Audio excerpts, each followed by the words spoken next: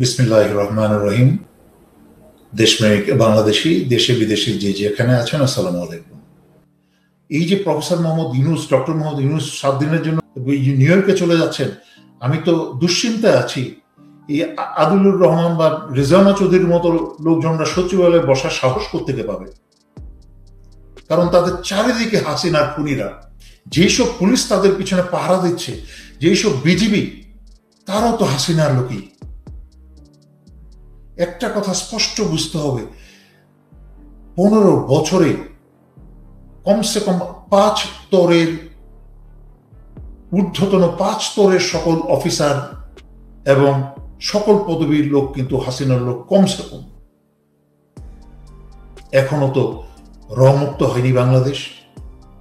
উনি 7 দিনের জন্য নিউ ইয়র্কে যাচ্ছেন, যা আমাকে গভীর ভাবনায় ফেলে দিয়েছে যে ওনার অবস্থানটা কিন্তু মোটামুটি টিকিয়ে রেখেছে বর্তমান পরিস্থিতি। উনি যদি 7 দিনের অবর্তমানে বাংলাদেশে কোন অঘটন ঘটে যায় তা বলা মুশকিল। কি জন্য তা আমি প্রতিটা ভিডিওতেই ব্যাখ্যা করে যাচ্ছি, বেশি দূরে যেতে হবে না।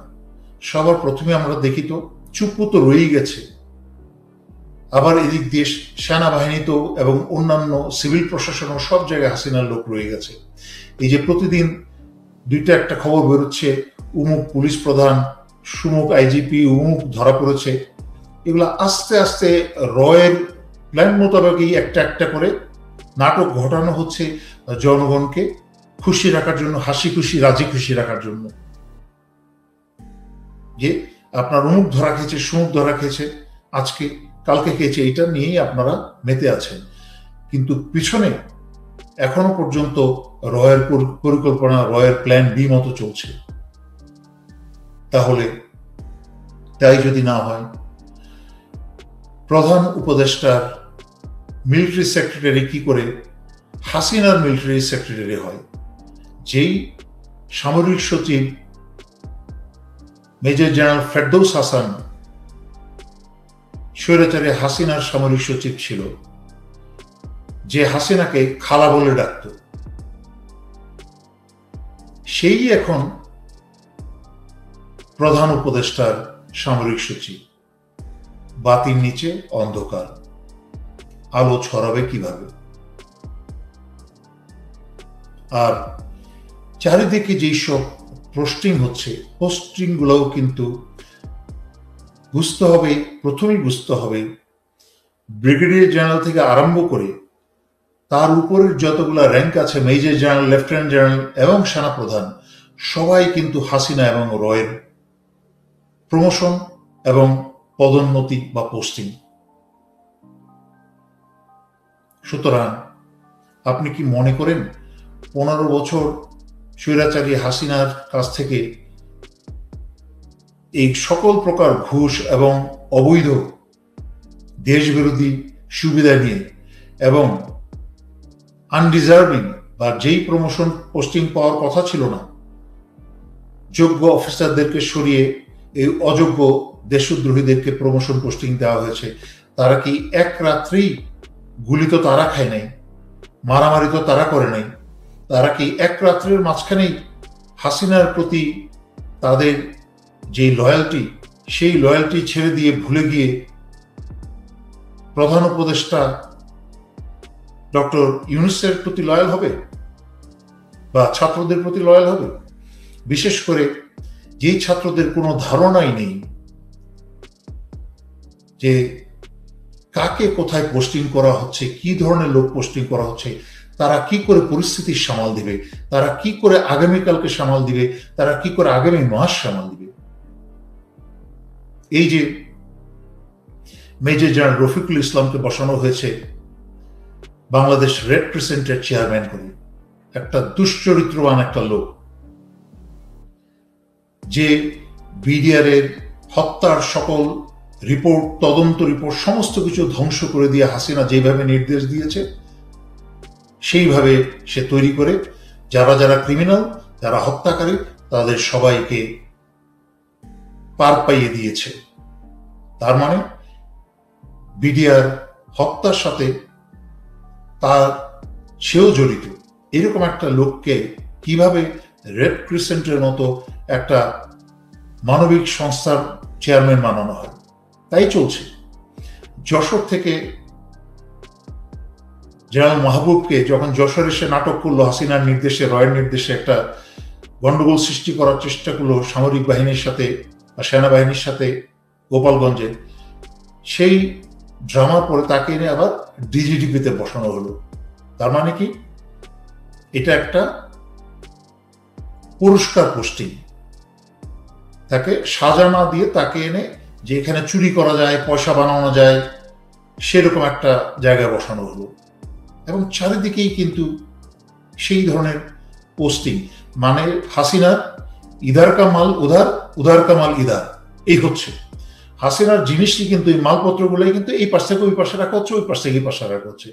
ঘুরে ফিরে কিন্তু হাসিনার রেখে যাওয়ার সরকারই রয়ে যাচ্ছে। আর সবার উপরে তো চুপ্পু আছেই, তার আবার সংবিধান মেনে চলছে। তার মানে পুরাটাই হাসিনা।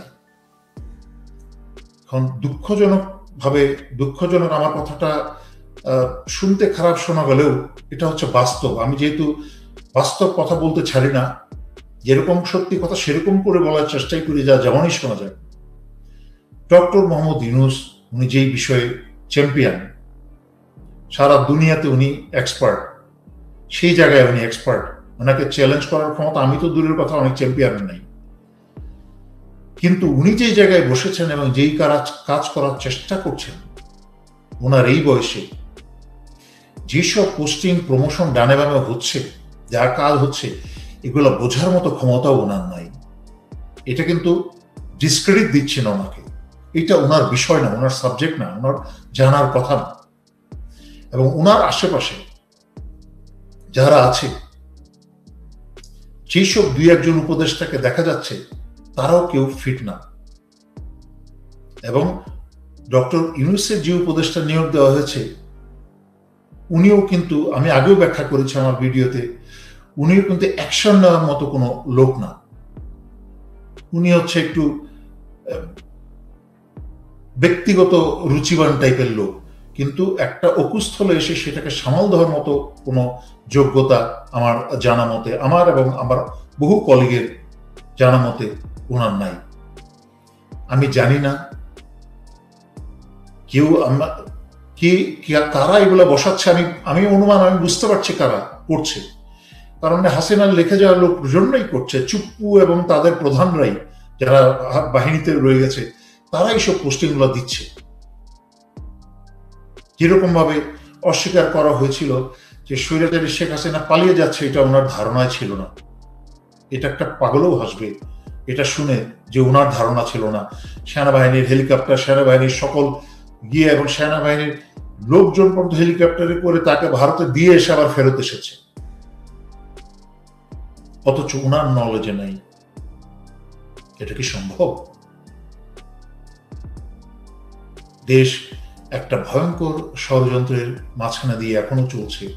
তাই ছাত্র নেতাদের আমি তোমাদেরকে বলবো, তোমরা কিন্তু ১,৫০০ মতো জীবনের বিনিময়ে কিন্তু তোমরা আধ্যাত্মিক কোন সরকার গড়তে আসো নাই।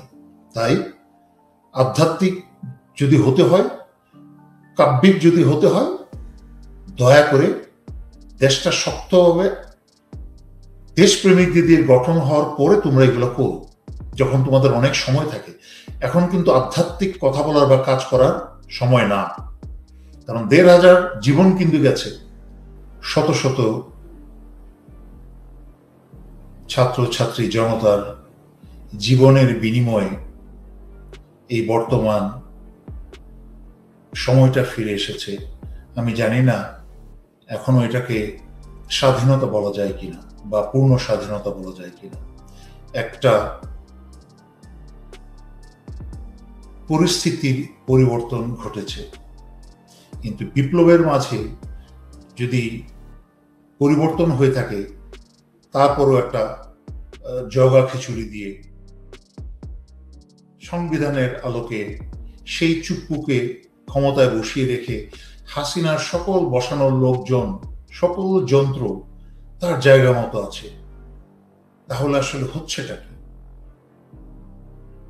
তাহলে আমরা এটা কিসের স্বাধীনতা এবং কিসের সরকার বলছি? তার মাঝখানে কিছু বিষয় যদি দেখি আমরা, এই যে বিপ্লবী ছাত্রনেতাদের বিপ্লব যেতে যেতে এখন দেখছি মাহফুজ আবদুল্লাহর মতো আধ্যাত্মিক ছাত্রনেতা এসেছে। তারা এখন আনন্দিত হয়ে আছে, উচ্ছ্বসিত হয়ে আছে যে 57 জন আবুধাবি থেকে ছাড়া পেয়েছে, ডক্টর ইউনূসের কূটনৈতিক বিজয় ইত্যাদি ইত্যাদি আমি দেখছিলাম। কিন্তু একটু উল্টা দিকে দেখেন তো, হাসিনা রেখে যাওয়া এবং ভারতের রয়ের তৈরি করা যে যন্ত্রটা ডক্টর মোহাম্মদ ইউনূসের অধীনে কাজ করছে না, সহযোগিতা করছে না। আর নয়তো এই 57 জনকে ছাড়িয়ে আনার জন্য ডক্টর মোহাম্মদ ইউনূসের হস্তক্ষেপের প্রয়োজন হতো না। কিন্তু আমাদের পররাষ্ট্র মন্ত্রণালয় এবং ইউএইতে আমাদের যে এমবেসি আছে, সব হাসিনার রেখে যাওয়া লোক, এবং তারাই এই 57 জনকে বিপদে ফেলেছে এবং তাদেরকে উদ্ধারের জন্য কোনো চেষ্টা তারা করে নাই। সেখানে ডক্টর মোহাম্মদের ইউনূসের চিঠি দেখছি ঘুরে বেড়াচ্ছে ফেসবুক এবং সব জায়গায়। এই চিঠিও তো আসার কথা, দরকার ছিল না ওনার কৃতিত্ব বা ওনার কাজ বোঝানোর জন্য। উনি এখন ওভারওয়ার্ক করছেন। উনি হাসিনার রেখে যাওয়া যন্ত্র কাজ করছে না, তাই ওনাকে অতিরিক্ত কাজ করতে হচ্ছে। কিন্তু এইভাবে এই সরকার কতদিন চলবে? শুধু তাই নয়, কারণ ছাত্রছাত্রী জনতা যারা বুক পেতে দিয়েছে, তাই প্রতিটা কাজকর্ম এবং কথাবার্তায় তোমরা কিন্তু সেই সব জীবন দেওয়া ছাত্রছাত্রী জনতার কথা চিন্তা করবে। তোমরা কিন্তু চিন্তা করবে বুক খালি হওয়া সেই সকল মা বাবার কথা, যাদের চোখের পানি মুছে মুছে চোখে ঘা হয়ে যাচ্ছে। সেই সব ভাই বোনের কথা চিন্তা করবে, যার ভাই আর বোনটা চলে গেছে, চোখের সামনে তাজা প্রাণটা চলে গেছে। তাই এতগুলা রক্ত নিয়ে কারোর ফাজলামি করার সময় এখন নাই। তাই বলছি, তোমরা যদি যেটা না বোঝো, যোগ্য ব্যক্তিদের কাছ থেকে সেই উপদেশটা নাও, তাদেরকে ডেকে তাদেরকে বলো যে প্লিজ আমাদেরকে বলেন এই পোস্টিংটা হতে যাচ্ছে, এই পোস্টিংটা হতে যাচ্ছে, এখানে যেই লোকটা দেওয়া হচ্ছে এই লোকটাকে ঠিক আছে নাকি হাসিনার ভারতের রয়্যাল লোক? তোমরা তো কিছুই বুঝতে পারছো না। সব হাসিনার আর রয়্যাল লোক কিন্তু চারিদিকে তোমাদের। আর আরেকটা গুরুত্বপূর্ণ কথা বলে আমি শেষ করতে চাই আজকের জন্য। চারিদিকে ধরপাকড় হচ্ছে, সব ভালো কথা, খালি কট কট কট দেখছি। বাঙালি তো খুব মজা পায়, বাংলাদেশি কট শুনলে মজা পায়, আবার সে আগের মতো ট্রলে চলে গেছে কট নিয়ে। কিন্তু এই যে ভারত থেকে ভারতের এসে, ভারতের বাহিনী এসে বাংলাদেশে হত্যাকাণ্ড চালিয়ে গেল, 2009-এর সেনা হত্যা থেকে শুরু করে পরবর্তীতে গত 15 বছরে যত গুম খুন হয়েছে, এবং এই ছাত্র হত্যাতেও যেখানে হিন্দি শোনা গেছে, হিন্দিতে কথা বলা গেছে, আয়না ঘরের যত লোক সাক্ষী দিয়েছে তারাও বলেছে, এবং যারা গুম হয়েছিল তারাও বলেছে যে হিন্দিতে কথা বলছে ভারতীয় লোক। তাদের কুকীর্তি এবং তাদের অবস্থান, বাংলাদেশ থেকে এই সরকার এখনো কোনো আন্তর্জাতিক আদালতে এটার বিচার চাচ্ছে না। যতক্ষণ পর্যন্ত ভারতীয়দের সাথে তাদেরকে দোষী সাব্যস্ত না করা হবে, ভারতের সাথে কোনো প্রকার আলোচনা, কোনো প্রকার যোগাযোগ এবং সম্পর্ক স্থাপন করার চেষ্টাও হবে অন্যায়। আর যেখানে স্বয়ং ভারত বাংলাদেশের গণহত্যাকারী হাসিনাকে ভারতে বসিয়ে খাইয়ে পরিয়ে আশ্রয় দিয়ে তাকে নিয়ে বাংলাদেশ বিরোধী ষড়যন্ত্র করছে, তখন ভারত বাংলাদেশের উন্মুক্ত শত্রু।